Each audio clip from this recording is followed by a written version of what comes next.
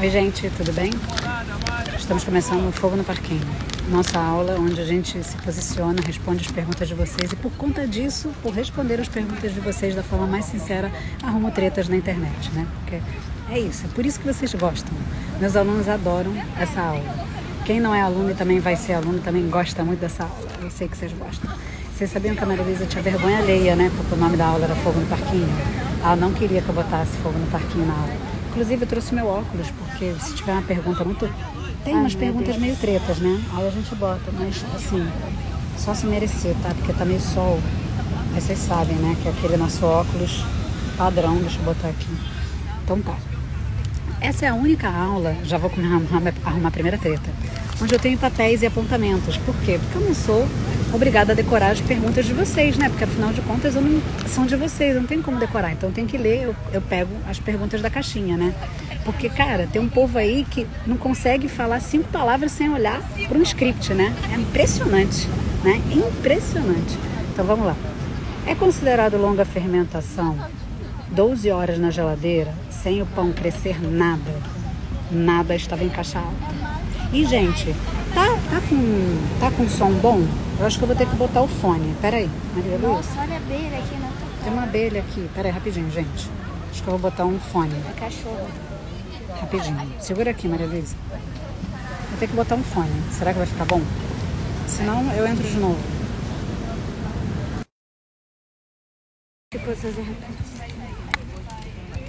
Pronto.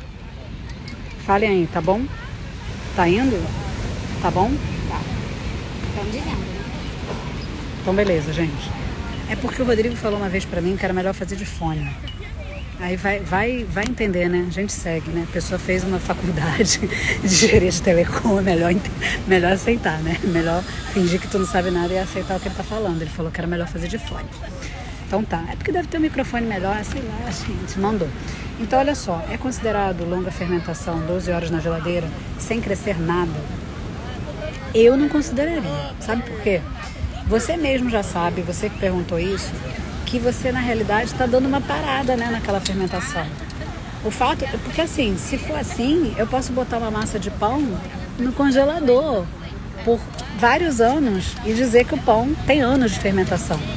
Tô indo para o extremo, tá?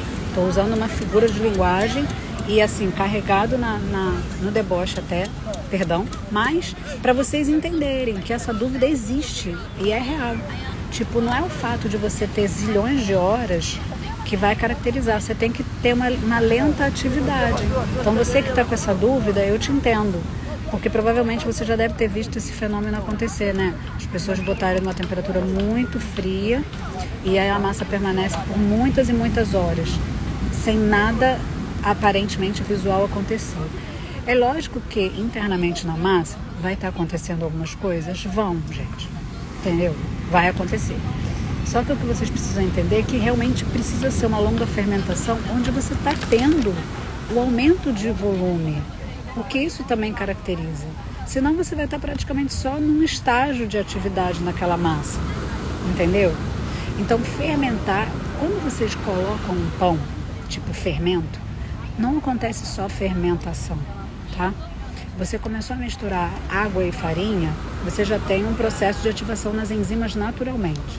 Jogou o fermento, vai ter atividade de fermentação. Colocou sal, vai ter mais atividades, né, que vão reforçar aquela farinha. Dependendo dos ingredientes, você vai ter geração de aromas e não sei o que complexo. Então, tudo vai depender do pão que você está fazendo e do processo. Só que, quando você tem, ao longo do processo, uma fermentação devagarinho, é um resultado. Quando você tem esse negócio do tipo, muita fermentação, frio, aí fica uma vida no frio, nada acontece. Aí depois tira, deixa do lado de fora e em 3 horas está assando. Não é o mesmo produto, não é o mesmo pão, tá? E isso gera dificuldade de compreensão para vocês. Fermentação é longa antes ou depois de modelado? Gente, não importa o momento que você modelou. Aí você vai ver... Obra aqui. Aí vocês vão ver o seguinte... quando eu falo que não importa, é porque não importa mesmo, gente. O que importa é o pão estar fermentado. Se você pegou, fez uma caixa com 100 quilos de massa e fez 300 bolinhas, e essa caixa de massa fermentou antes e você fez as bolinhas e depois fermentou só um pouquinho, ou você fez 100 quilos de massa, fez 300 bolinhas, deixou fermentar muito, não é isso. Tipo, a modelagem, ela não vai determinar isso. O momento da modelagem não determina, e sim o seu processo total. Tem gente que não gosta de contar assim, tá? Tem gente que faz primeira, segunda fermentação. Eu não faço isso, porque gera esse tipo de dúvida que vocês estão tendo, né? Que a fermentação é longa antes ou depois da modelagem. Vou dar um exemplo para vocês. Eu faço... Você tem várias maneiras de fazer todos os tipos de pão, tá? E aí, quando eu faço baguete, eu gosto de fazer o método de câmara fria de 48 horas da massa total, e só depois de 48 horas eu pego nessa massa para modelar. Isso é um exemplo, tá? É um exemplo real. Então, eu tenho sim uma fermentação por 48 horas. Quando eu abro minha caixa, ela tá diferente, tá? Se eu botei um tantinho assim, depois está fermentada. E essa massa depois eu vou modelar e vou dar mais um tempo para ela se recuperar e eu colocar no forno, tá? Mas eu conto sim o tempo antes. E eu não falo primeira ou segunda fermentação, tá? Tem um total de horas aí trabalhado. Então, geralmente, no mínimo, a minha baguete vai sair com mais de 50 horas. Porque depois que eu fiz essa modelagem de 48 horas, no exemplo que eu estou dando real para vocês entenderem bem, a baguete ainda fica umas 3 horas ou 4. Então, pelo menos 50 horas eu tenho. Então, eu conto o tempo total, eu, Fernanda, tá? Mas o universo pode ser que não conte assim. E o grande barato da história é você não condenar o universo e também não me condenar. Mas só que o universo me condena. Parece que eu sou uma pessoa que está anti-conhecimentos. Não, eu só quero contar para vocês do jeito mais fácil, certo? Para vocês não ficarem perdidos. Então, assim, eu não falo que é errado o jeito que as outras pessoas fazem. Mas eu acho que vocês têm que aprender a contagem correta. Imagina só se eu fosse contar que é longa fermentação só depois de modelar a baguete, no meu exemplo. A bichinha só fermentou 3 horas? Lógico que não. Vocês entendem? Então, cuidado com essas analogias, tá? De que, tipo, é só depois que modelou que é longa fermentação. Não, gente. Agora, o que vocês podem fazer é, sim, ter o registro de vocês, do tipo, eu faço uma fermentação com uma maçona por X horas. E aí depois eu pego essa maçona, modelo, e aí eu fico Y horas. E aí você tem o seu processo, e tá tudo bem. É isso que eu faço, tá? Então, o mundo é livre. Preciso ter panela para assar esse pão? Ou posso assar na pedra? Precisar, você não precisa, né, filho? Você pode fazer com a panela, você pode fazer sem a panela. Agora sim, você precisa entender que quando você está seguindo um método e seguindo um processo, principalmente dentro de um curso, é bom que você não fique inventando modas e causando dificuldades para o seu próprio aprendizado. Por quê? Eu falei para você que pode. Aí eu vou fazer um evento e depois vai ter meu curso e eu ensino na panela. E aí você vai falar assim, mas você falou que podia. Filho, eu falei que podia, porém eu vou te ensinar uma maneira onde você vai dominar e depois fazer várias outras. Então, assim, às vezes vocês precisam entender que quando a professora ensinou para vocês A, B, C, D, quando a professora ensinou os numerozinhos, ela não foi responsável depois por você fazer a sua redação lá no Enem. Ela te deu as ferramentas iniciais, ela te alfabetizou, a professora de literatura te deu as aulas necessárias para você entender, né? Como é que faz um texto de argumentação, como é que você concatena ideias, né? Como é que você faz uma sequência lógica, mas elas não vão lá e escrevem a redação para você. A redação é um produto final seu, tá? Então, todos os outros processos que vocês fazem depois sozinhos, eles vão ter uma base, um fundamento. E eu uso uma metodologia para te dar isso, para você construir isso, certo? Estou tomando café e comendo pão. Que delícia! Tá vendo, viu, Alice? Tô de olho em você. Então, entenderam? Vocês podem usar a panela, ou podem usar a pedra, ou podem usar a chapa.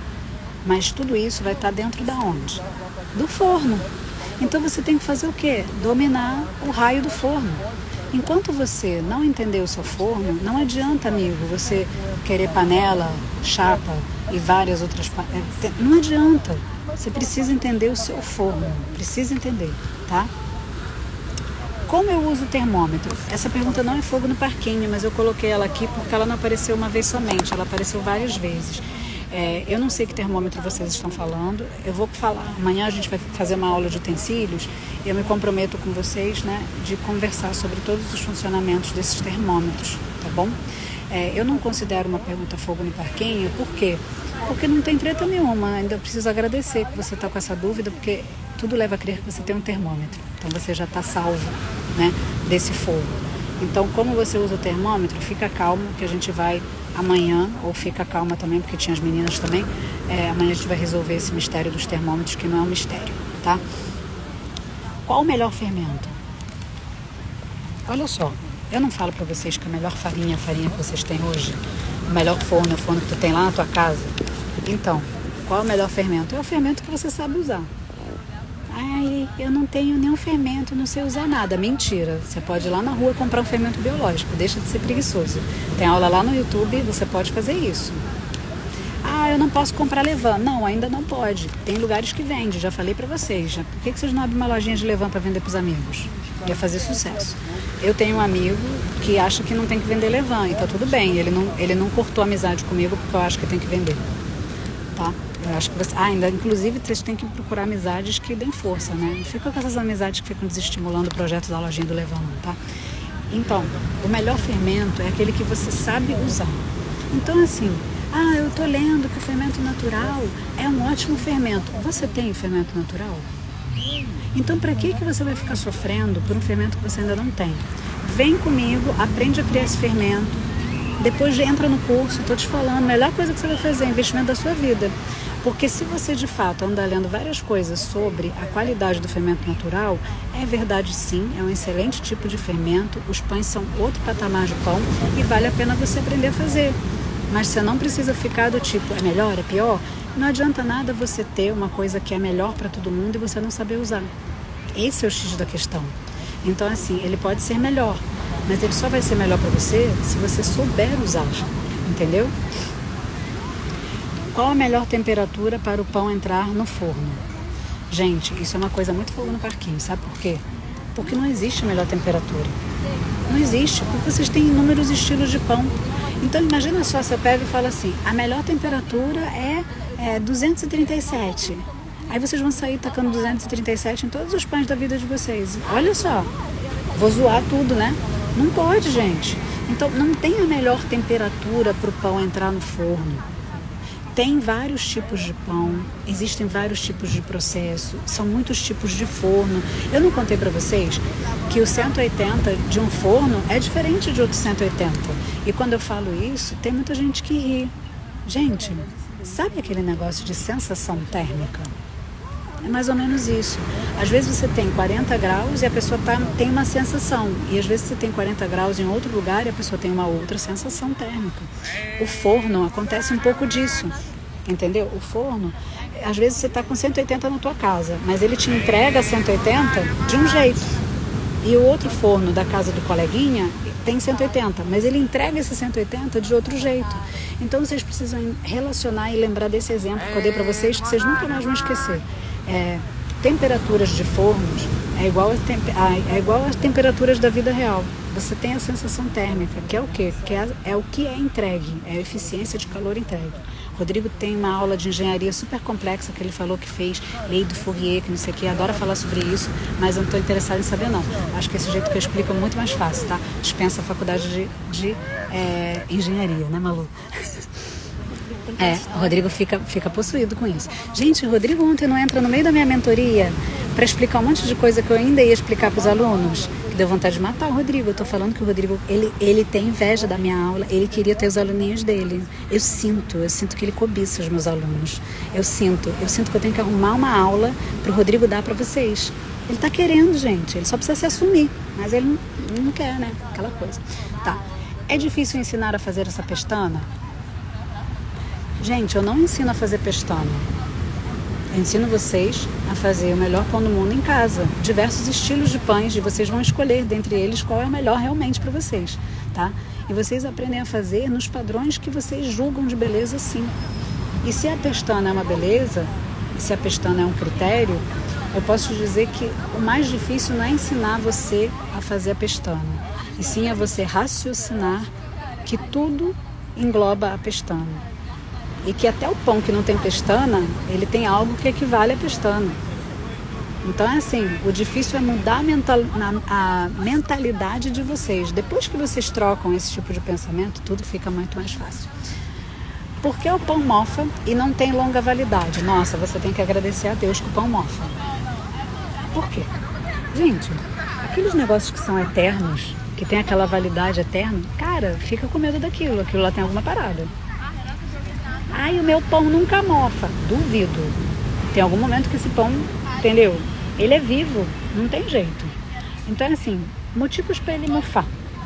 Motivos de quem não teve cuidado. Vamos partir para o mais simples. Faz de conta que quando você faz seu pão, e bolo também acontece isso, tá? Você não colocou para resfriar numa grade. Se você não botou numa grade, se você botou seu mate, olha que louca. Se você botou seu pão, o seu bolo apoiado diretamente numa superfície, o que acontece? Vai suar. E aí isso pode gerar depois mofo, tá? Então é por isso que eu falo tanto para vocês resfriarem numa grade, que tem que ter ar circulando em todas as superfícies do produto, pão, bolo, tá bom? Então isso é um dos grandes motivos para mofar. Outra coisa é que vocês podem embalar ele ainda quente, e aí ele vai suar também. Então isso é mais um motivo de mofar. Outra coisa é o quê? Vocês moram num lugar que tudo mofa. Isso existe, gente. Tem lugares que tudo mofa. A casa da minha mãe tudo mofava. Era perto da praia. Então, assim, tem lugares que são mais propensos a mofar. Então, procure perceber se seu pão é um pão que você faz de forma natural, como que você está armazenando. Fora isso, eu, que moro no Rio de Janeiro, eu só deixo meu pão fora da geladeira 24 horas, tá? Eu tenho uma amiga que fala, não tem necessidade, pode deixar, não sei o que, a gente briga muito pelo WhatsApp, né? Amigo, você pode brigar. E você não deixa de ser amigo por causa disso. Eu tenho várias opiniões diferentes dela e não é por isso que ela deixa de ser minha amiga e nem o dela. Mas assim, ela não curte guardar na geladeira, ela curte congelar. Eu curto geladeira, por quê?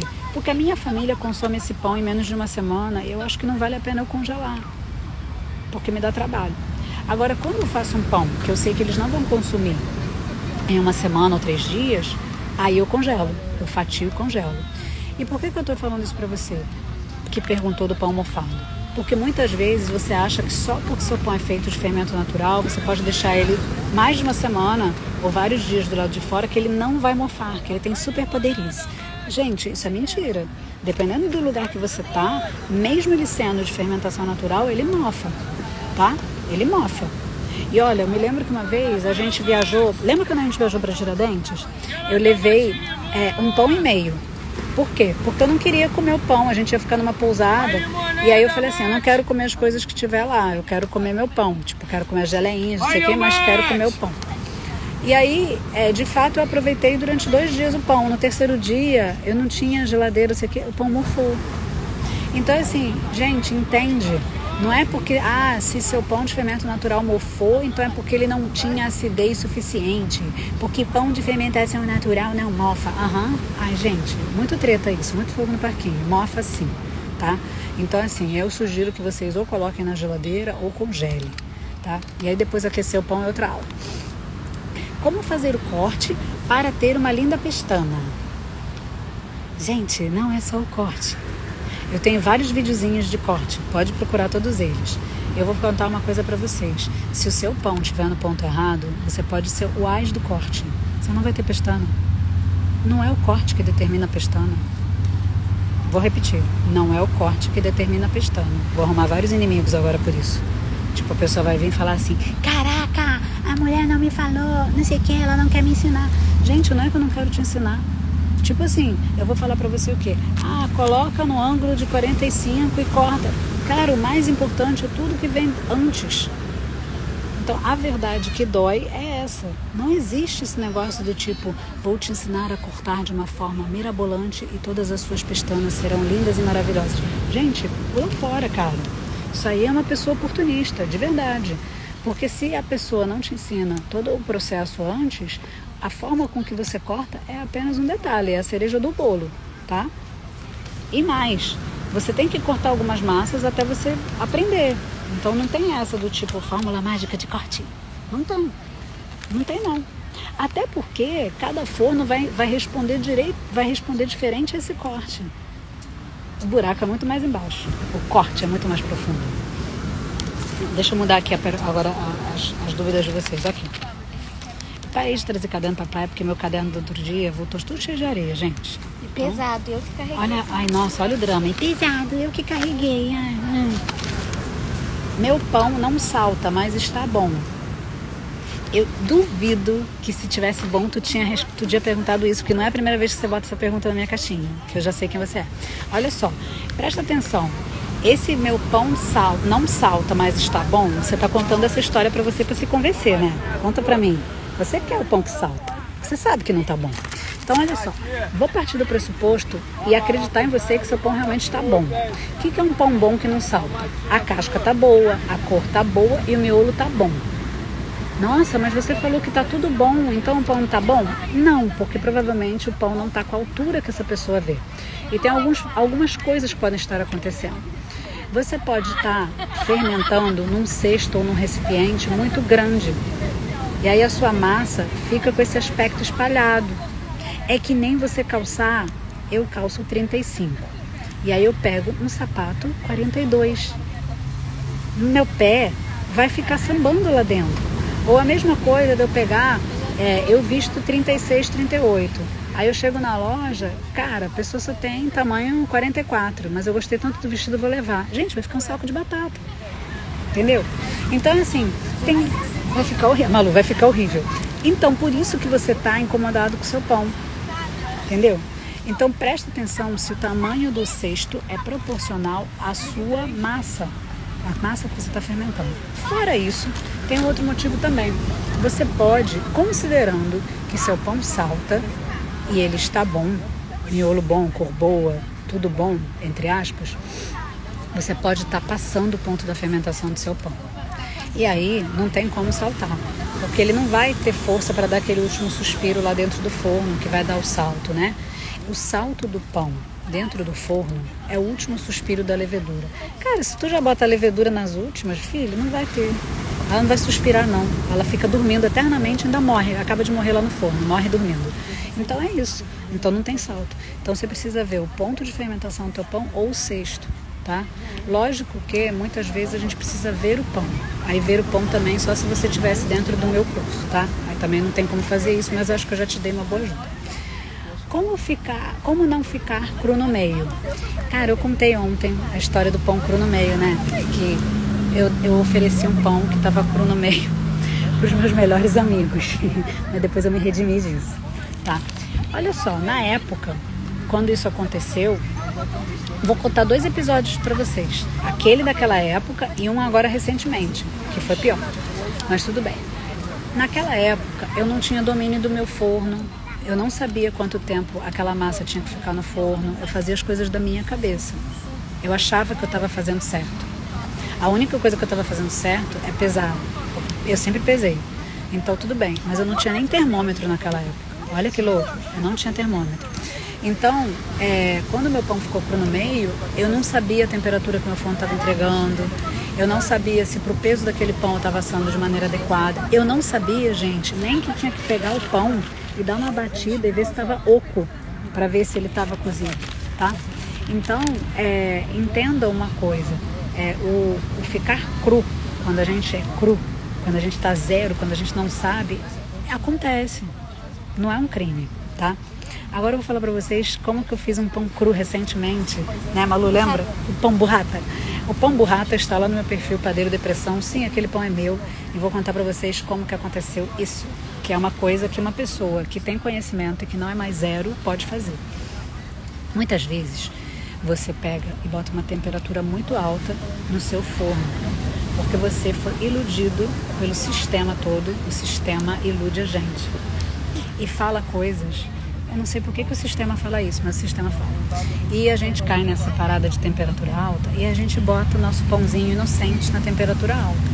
E aí o que acontece? Tá na temperatura alta, ele caramelizou, e aí você fala, caraca, vou ter que desligar o forno, porque tipo, já tá, vai queimar. Aí beleza, aí tu desliga, porque senão vai ter um carvão. Aí quando você corta, o pão está cru. Cru. Vai lá ver no Padeiro Depressão. Como é que eu fiz isso? Eu tava com um forno novo em casa. E aí o que aconteceu? Eu estava ainda testando a temperatura dele. E aí eu botei ele numa temperatura, só que quando eu diminuí, gente, o bicho não diminuía. Só que aí eu já tava com o pão para botar. Aí eu botei, né? Fazer o quê? Só que aí o pão começou a tipo queimar. Aí eu tive que tirar o pão. Porque assim, eu já vi que ia dar errado. Então surgiu esse pão burrata, que tá lá no Padeiro Depressão. Depois vocês saem dessa aula e vai lá ver esse pão, que o miolo está completamente cru. Inclusive, se esse pão tem muito a ensinar para vocês. Porque quando você vai lá e olha o pão cru, foi um aprendizado até para minha filha. Eu ia jogar o pão fora, porque eu já sabia que estava ruim. E aí a Maria Luísa estava com curiosidade de ver por dentro. A Maria Luísa achou que ia ser... Sabe quando você tem aqueles bolos em camadas diferentes, com cores diferentes? A Malu imaginou que ia ser assim. Tipo salmão unilateral. É tipo que a parte de baixo que estava queimada ia estar toda cozida e a parte de cima que estava branquela ia estar crua. Ela achou que era assim. E eu já sabia que não. Então, quando a gente resolveu cortar o pão, eu estava já sabendo que o miolo ia estar cru, né? E ela não. E eu não tinha falado nada para ela. Quando a gente abriu o pão, ela ficou assim, decepcionada, chocada, nojada, ficou tudo. E aí eu falei aí a gente ainda teve uma mini aula de física naquele dia, né? Porque o pão, ele vai cozinhar de fora para dentro, o calor vai penetrando, tá? E isso acontece com muitas formas de cocção, de cozinhar, principalmente bife, né? Por que a gente consegue fazer aquele miolo rosadinho, né? É por isso, é a forma com que o calor vai penetrando. Aí eu expliquei isso para ela, quando eu dei o exemplo do bife ficou mais claro, e aí ela ficou chocada, né? Porque o pão dá para ver exatamente, fica concreto como é que é o processo de cozimento do pão, tá? Então vale a pena vocês verem isso depois. Como ficar cru no meio? Então, como ficar cru no meio, não ficar cru no meio, você tem que dominar seu forno. Você tem que aprender os tempos. Alguns pães podem sair crus? Podem. Mesmo você tendo uma aula, por exemplo, você entrou no meu curso, tá? Você fez uma aula minha aberta no YouTube. Eu sempre vou te dar o tempo de acordo com aquele pão que eu estou ensinando, que tem um peso, que tem uma medida, que tem um processo. Mas eu sempre falo para você que é mais ou menos, que pode ser que você precise de 5 minutinhos a mais. Então, numa aula, o teu professor, eu no caso, eu vou te dar um tempo, tá? Aí, como você chega nesse... Amigo, eu sou teu professor. Então, lembra que eu testo as coisas antes para você e calculo o tempo. Não é porque eu sou paranormal. É porque eu faço, observo o resultado, observo o resultado. Entendeu? Então, assim, gente, eu não acredito em fórmulas matemáticas para o cozimento de acordo com a massa. Você joga numa equação e esta equação vai te dar o tempo. Eu acredito que tenha, sim, para pessoas como o Rodrigo, que são engenheiros, tá? Mas a gente está na cozinha, gente. Hello, acorda, hooks. Então, parem com isso. Não tem como vocês ficarem fazendo as paradas dessa forma muito formulada, né? Tipo, cheia de formulazinhas. Então, entendam que vocês têm uma aula, vocês seguem e vocês também aprendem, começam a ter os parâmetros de vocês, de acordo com tamanhos de pão, etc, tá? Tem gente que gosta de enfiar o termômetro e preconiza que tem que estar com 94 graus, 92 graus. Gente, eu não faço isso. Por quê? Porque eu sou de uma escola que você aprende com os sentidos. Eu não fazia isso nem com a carne. Tinha professor que ensinava a gente a tocar na carne e visualmente a olhar também, sem tocar. Porque ele falava que você não tem que ficar tocando o bife do cliente. E eu acho que esse professor estava certo. Então, muitas coisas a gente aprende na cozinha, sim, por sentidos e por repetição. Você precisa olhar. Eu já falei para vocês que eu fui dentista antes. Todo aluno, ele não sai e mete uma broca no dente do paciente. Ele primeiro treina muito, ele primeiro olha muito o professor. Então, qualquer coisa prática, você realmente só aprende na prática. Mas antes de você fazer a prática propriamente dita, você olha as pessoas fazendo. Você tem relatos das pessoas. As pessoas te contam e isso economiza o teu tempo e você já vai com uma base, entendeu? Você não se joga do tipo e começa a fazer as coisas, tá? Isso é uma função da pessoa que te ensina. A pessoa que te ensina se joga nas coisas para te ensinar, certo? Vamos lá. Cadê? Posso fazer autólise em todos os pães? Pode. Alguns pães você não tem necessidade. Por quê? Porque alguns pães a gente pode fazer método direto, que é o quê? Tudo junto e você faz um longo descanso. Também é bom. Por que que então, como é que então eu vou saber se eu faço autólise ou se eu não faço autólise? Eu acho que você deve experimentar, porque é o que eu faço. Tipo assim, por que que eu não faço autólise, por exemplo, com um pão que leva ovos, não sei o quê? Porque eu acho que fica diferente a mistura depois, porque no processo 100% manual é difícil. Então algumas coisas eu experimentei e não gostei. É simplesmente pela minha percepção e prática, experiência, tipo, de não gostar. E tem outros que eu uso autólise a meu favor. O que é autólise? A autólise é a mistura de toda a água, toda a farinha. Depois a gente se aprofunda nisso, tá? Entenderam? Então assim, pode usar autólise em todos? Pode. Só que testa e prova e vê se a experiência de você fazer isso é legal, certo? Como ficar cronometrado, já falei? Como identificar o ponto certo de fermentação em bloco? Gente, vocês vão falar assim, o que é fermentação em bloco? Fermentação em bloco é quando é uma ação. Você tem a massa toda, total, a galera bota numa caixa e faz fermentação em bloco, a massa toda, né? Não divide a massa. Eu particularmente faço isso só para alguns pães, não faço para tudo. Por quê? Porque eu não gosto. E eu vou te dar um motivo muito, muito bom, tá? Eu não gosto de fazer fermentação em bloco porque as pontas da massa nunca ficam no mesmo ponto de fermentação do miolo da massa, justamente por causa do efeito da temperatura. Por mais que eu tente uniformizar a temperatura, o centro sempre vai estar com outro tipo de temperatura e atividade. Igual o pão, que eu falei do miolo. Então, aquele centro da massa, da caixa, sempre vai estar diferente. E por que acontece isso? Vou te contar. É o mesmo mecanismo do forno. Quando você coloca, façam essa experiência. Quando você coloca uma forminha de cubo de gelo, o gelo começa a se formar no centro? Ele solidifica no centro?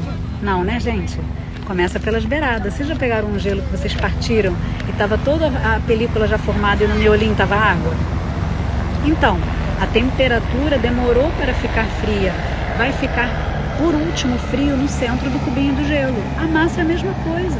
Então, aquela massa que vai demorar para ficar fria no miolo, ela vai fermentar em outra velocidade. Logo eu, Fernanda, não gosto de fazer fermentação em bloco por isso, porque eu sou uma pessoa doente com padrão. Então eu gosto de ter as fornadas todas no mesmo padrão, eu gosto de ter as massas doente. Então, para mim, fermentação em bloco é uma grande aventura de uniformizar até na hora da modelagem.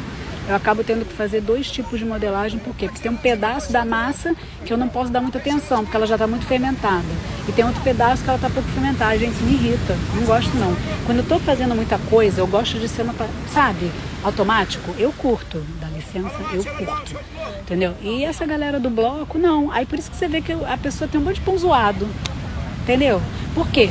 Porque a pessoa que faz fermentação em bloco, porém ela não sabe individualizar o ponto de fermentação com modelagem. Aí você vê que fica tudo pão assim, o outro assim, entendeu? Aí não rola pra mim, não gosto, entendeu? Aí fica depois perguntando, por que meus pães não saem todos iguais, como os seus? Porque você não é meu aluno, porque você não faz o que eu te ensino, porque você fica misturando coisa que você escuta na internet, é por causa disso, né? Vem pra cá, vem em mim, cola em mim, que é tudo real. Então, eu não curto esse negócio de fermentação em bloco. Aí você vai falar assim, mas você deu no início da aula um exemplo da baguete que você bota na caixa. E sabe o que eu faço? Eu tenho 3 caixas quando eu faço isso geralmente. Às vezes eu divido a massa em 4. Eu divido muito bem a minha massa, porque eu já cheguei no nível de loucura de ver a velocidade melhor de acordo com o peso e distribuição na caixa para todo mundo cair a temperatura logo. Então eu consigo ter o mínimo de erro e todas as modelagens ficarem muito parecidas e o ponto da massa não sofrer tanto. Mas a galera não faz isso. A galera que bota na caixa gosta de botar muita massa na caixa. Cara, eu não penso assim. Se eu quero fazer um pão que eu vou botar a massa na caixa, eu divido muito para eu quero que a minha temperatura fique mais uniforme. Então eu investi em várias caixas e espaço, tá? Mas eu não tenho espaço. Caraca, então para de fazer isso, certo? É porque uma pergunta vai levando a outra, vocês entendem? Aí que gera treta. Vocês entenderam isso? Esse negócio de fermentação em bloco não rola. Agora sim, como identificar? Isso tudo é o problema do bloco. Olha como é que vem um monte de coisa da pergunta. Como identificar o ponto certo, né, da fermentação do bloco? Aí você tem que criar seus parâmetros. Por quê? Eu já te falei por que eu não uso. Outra coisa também que é muito ruim é que vocês perdem o referencial. Você vai botar numa caixa. Aí o que você vai fazer? Quando aquilo dobra de volume, tá bom? Quando triplica, você vai ter que criar esses parâmetros, você entende? E assim, a sua caixa, se não for igual a caixa da pessoa que está te ensinando, amiguinho, você pode ter certeza que o teu pão vai dar bem erradinho, tá? Porque assim, fermentação em bloco funciona quando é tudo pesado e as caixas também têm as dimensões bem parecidas com quem te ensina. E quem te ensina tem que te ensinar essa pequena individualização. Por quê? Porque o ser humano é muito visual. Quer ver um exemplo? Pão de forma. Quando eu ensino pão de forma para vocês lá no YouTube, o que eu sempre falo? Não fica prestando atenção no volume na minha forma. O volume da forma você só presta atenção se você tem exatamente a mesma forma, certo? Se você não tiver a mesma forma, você não se orienta. A fermentação em bloco em caixa acontece o mesmo tipo de erro. As pessoas não têm o mesmo tipo de caixa. Gente, é a área, volume, a matemática. Vocês não podem comparar grandezas diferentes de volume. Entendeu? Aí a pessoa está com uma caixa que mede 80 por 40 e a outra está com uma caixa que mede 60 por 40. O volume visual é diferente. O ponto de fermentação vai ser diferente. Vocês entendem isso? Fala aqui pra mim. É porque pra mim é uma coisa muito óbvia isso. É igual a forma de bolo que eu explico pros alunos, é igual a forma do pão de forma. E assim, se eu ensinasse vocês a fermentar em caixa, eu ia ter esse cuidado também. De falar as dimensões da caixa e de chamar a atenção para vocês não se orientarem por volume que vocês estão vendo na caixa, certo? Tipo, uma caixa de 80 por 40 não é igual a uma caixa de 60 por 40. E aí você vai errar o ponto da massa, porque a pessoa, desculpa a palavra, que ensina dessa forma é burra. Ela quer o quê? Que a pessoa erre, só pode ser, ou ela ainda não percebeu, que está fazendo a coisa errada. Tá precisando de quê? Panifix. Pronto, falei, não tinha jeito. Aqui é fogo no parquinho, a gente pode falar. Ai, gente, o cachorro passando com lacinho. Um lacinho aqui. Tá bom, deixa. O momento fofura já passou. Como conseguir um miolo mais seco? Nossa, eu queria muito que uma pessoa estivesse aqui para ouvir isso. Mas depois eu mando esse pedaço da aula para essa pessoa. Olha só, gente. O que é essa parada de miolo seco? Isso já apareceu meses atrás. Eu vou contar uma coisa pra vocês. A minha luta é que meu miolo fique macio, não seco. Gente, eu não curto esse negócio de miolo seco. Seco é negócio de torrada, seco é biscoito, entendeu? Esse negócio de miolo seco. Seco é polvilho, entendeu? Tem cor, assim, miolo não é pra ser seco. Para com isso, gente. E outra coisa, no momento que a gente corta nosso pão, se está muito quente, a tendência é que o miolo esteja mais úmido, sim. Eu, por exemplo, só gosto de partir pão de forma no dia seguinte. Ou pelo menos quando estiver completamente frio. Por quê? Porque o pão de forma é um pão muito mais sensível em relação à estrutura de miolo e à textura, né? Então eu não curto. Então hoje nos meus stories vocês viram a foto do pão que eu fiz ontem. Eu resisti bravamente, só cortei hoje de manhã. Mas assim, eu acho que vocês precisam entender a diferença de miolo no ponto ideal e miolo seco. Miolo que está cru de miolo úmido. Vocês às vezes têm umidade no miolo e acham que isso está errado. Isso não está errado, gente. Isso é maravilhoso. O seu pão vai ter uma vida útil muito boa. Igual a pele, né? É igual a pele. É a pele que tá sempre hidratada e conforme vai ficando mais velha, você vê aquela pessoa que tem menos vinco, menos ruga, né? Que tem uma qualidade de hidratação na pele melhor, mas outros tipos de coisas. Então, assim, pensa no pão, no miolo. O seu objetivo não é secar miolo. Não é isso. Para com isso, gente. Secar miolo. Eu odeio essa expressão.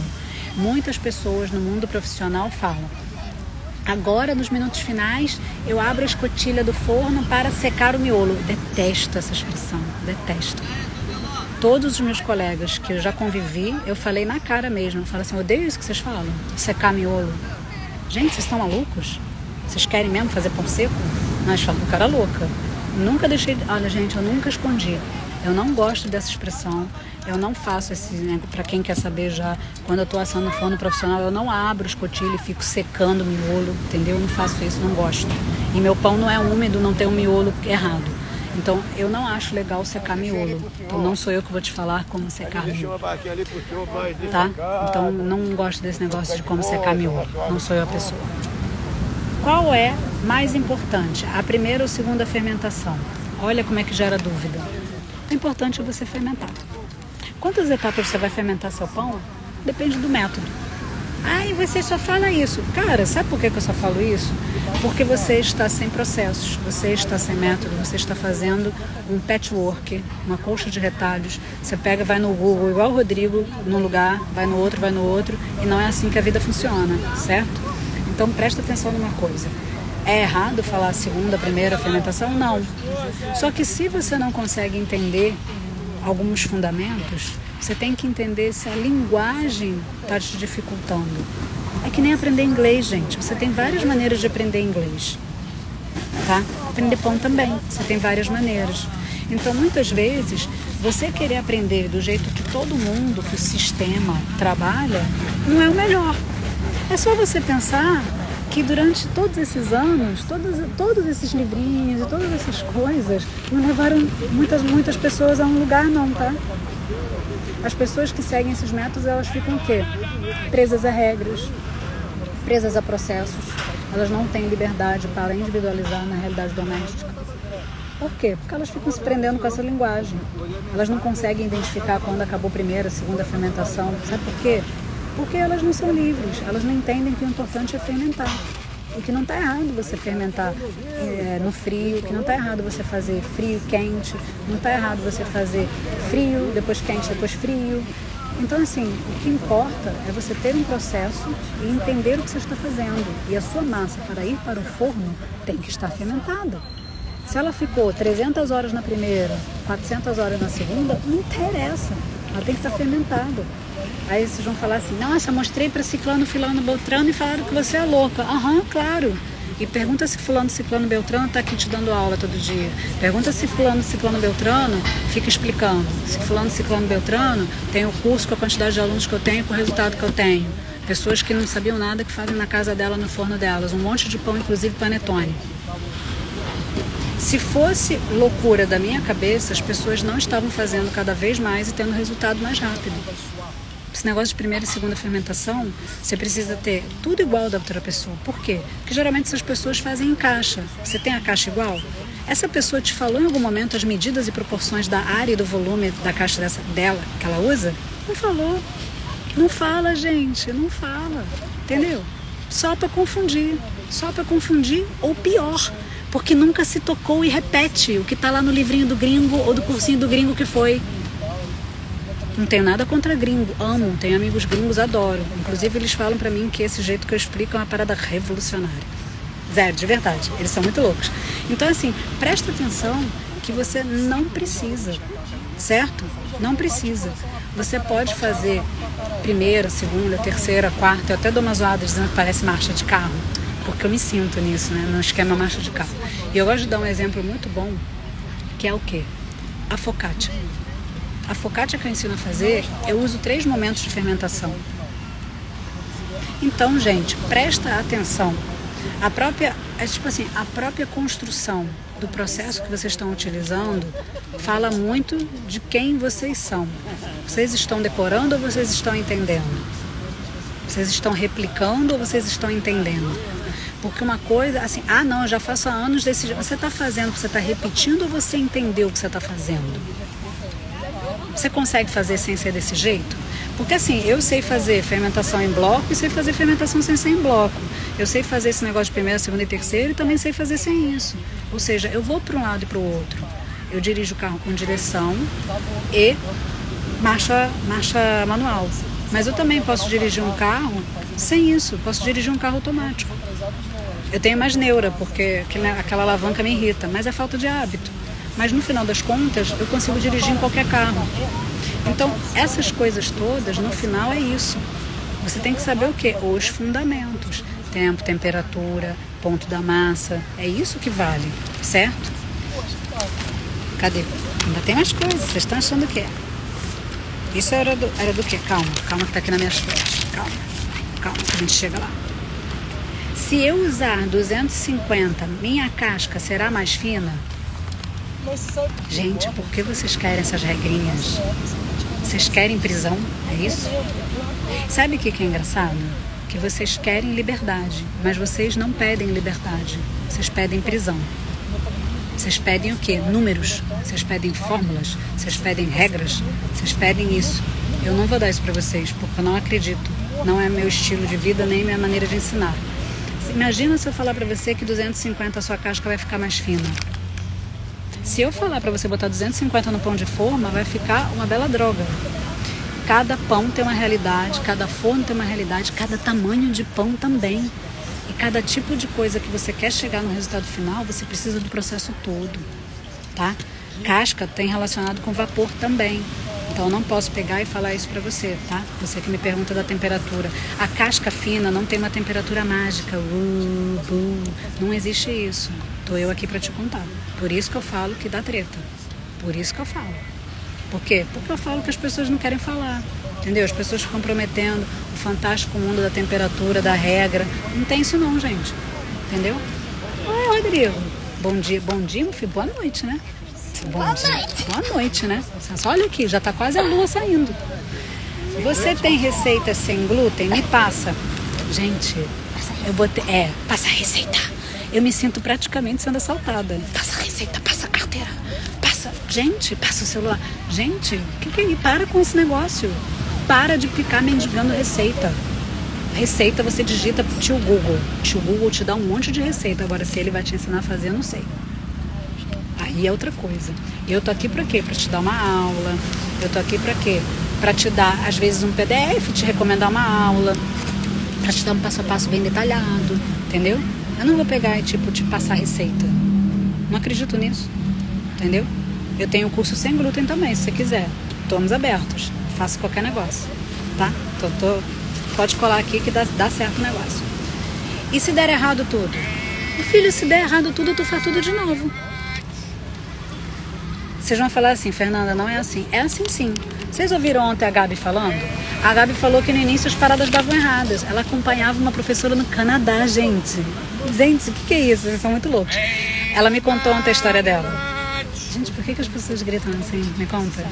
Então olha só. Olha o que acontece. A Gabi me contou ontem que ela seguia uma mulher do Canadá. E aí ela fazia tudo e dava tudo errado.